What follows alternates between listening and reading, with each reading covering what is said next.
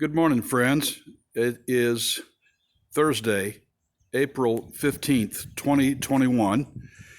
This is Jim O'Dowd, and my handle on the GL forum is Big Cat. And I'm coming to you today to give you a walk around of my 2019 DCT and to let you know what I've done to make it personal for me.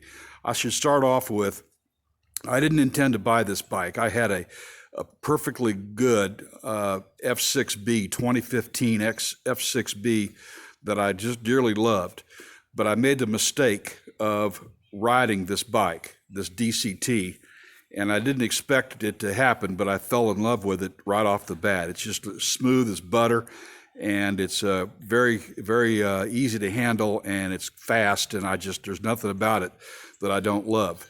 So anyway, that's how I happened to end up with this bike, and this is a 2019. I bought it at Honda Power Sports in Chattanooga, Tennessee. Got a really good deal on it. They're a great dealer to work with. Before I get into my customization, let me show you that there were three things that the dealer installed for me before I picked the bike up. The first one is this luggage rack on the back. I seldom ride two up, so I don't need the trunk. That's why I bought this version of the bike. But I wanted them to install this luggage rack as part of the deal, which they did. The second thing that the dealer installed was these great Honda hand wings. They're the OEM version of hand wing, and they're very functional. In the summertime, I open them up and they let the air in. In the wintertime, they keep the snow and the rain and the cold off of my hands. No, I don't ride in the snow very often, but occasionally I'll get caught out in it.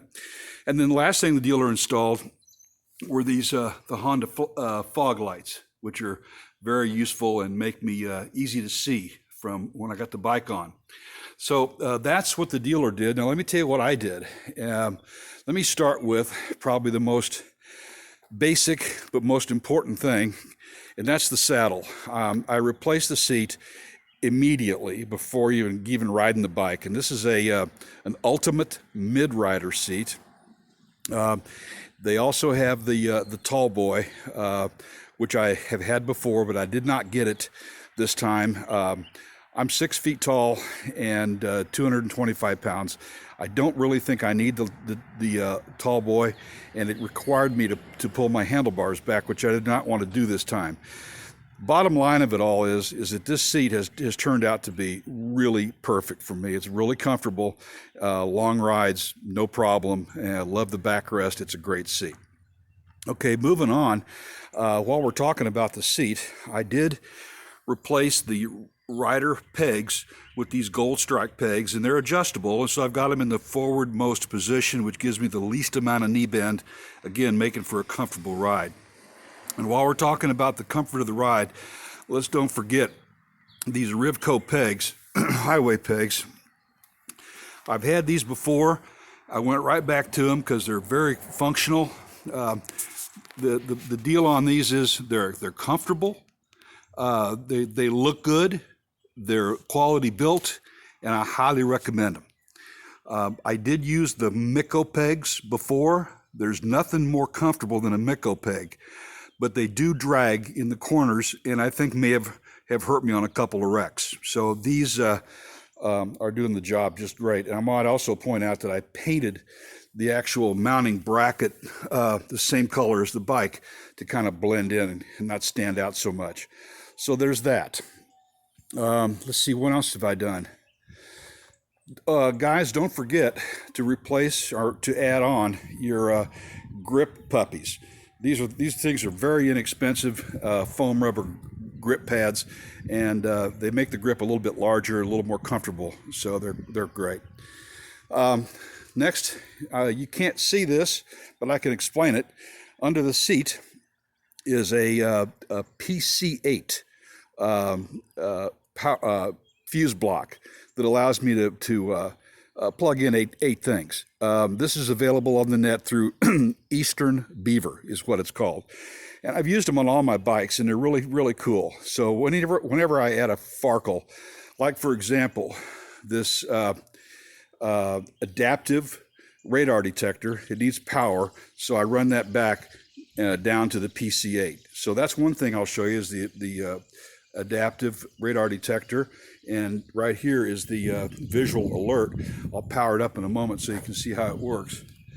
The other thing over here I'll show you is that I've installed a Garmin 595 Zumo GPS, just because I'm kind of anal retentive and I want to be sure and have plenty of backup so I know where my route is and where I'm going.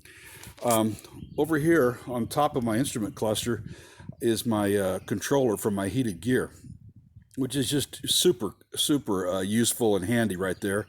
Also, just coming down just a little ways, right here I've installed a powerlet port for that heated gear. So that's where I plug it in. So it's incredibly convenient. Right below that power port is my little courtesy lights, my puddle lights. I just put those in this year, kind of for the heck of it. When you walk up on the bike, they turn on automatically. They're on for about a minute or two, and they light up the area down below where you're going to be stepping. So they're kind of a silly little farkle, but they're nice to have.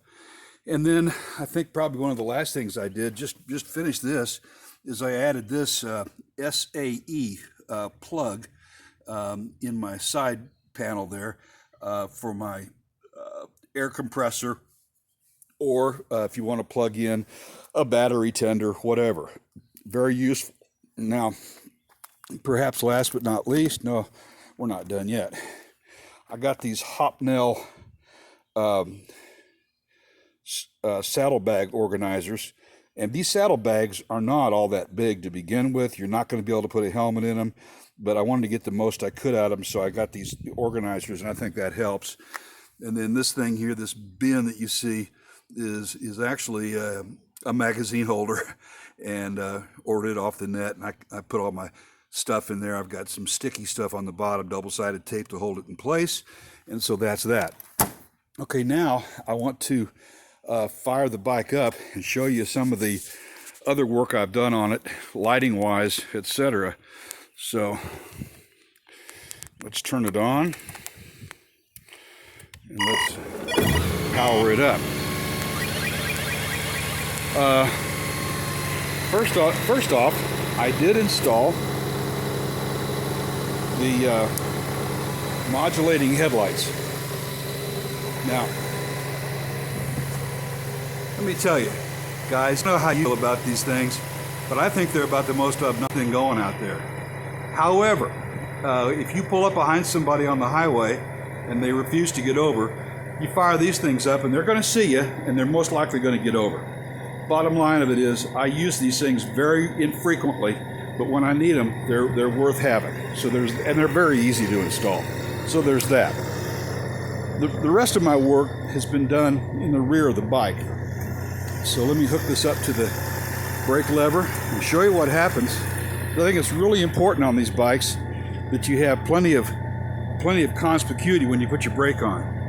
So when my brakes go on, you got flashing lights, and then down here you've got the TIR3, which is probably the best bang for the buck that you can buy. They're about 60 or 70 bucks, and they fit right in there where the reflector was. Yes, you have to do a little modification work if you want to flush mount them, which is what I did. But in any event, and the taillights are actually an add-on. I forget who those are from, but you can see they blink a few times and then go solid. So that's the taillights. So there you go. And guys, that's really about it on this bike. If you have any comments, leave them on my YouTube page and I'll try to get back to you. Oh, I forgot one last thing. This is the last thing I put on, these turn signal. These are LED